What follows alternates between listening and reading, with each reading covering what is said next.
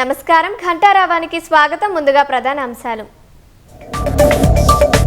Almatti dam ఎత్తు పెంపునకు పూర్తి వ్యతిరేకమన్న సర్కార్. రేపు ఢిల్లీ వెళ్లి వాదనలు వినిపిస్తామన్న మంత్రి ఉత్తమ్.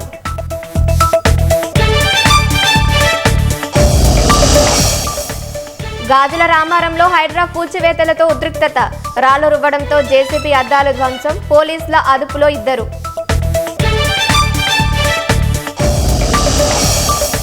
కాసేపట్లో జాతిని ఉద్దేశించి ప్రధాని మోదీ ప్రసంగం. జీఎస్టీ సంస్కరణలు అమలు నేపథ్యంలో ప్రసంగంపై ఆసక్తి.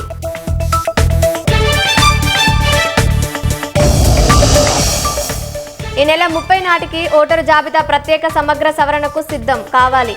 రాష్ట్రాల ప్రధాన ఎన్నికల అధికారులకు సీఈసీ ఆదేశం.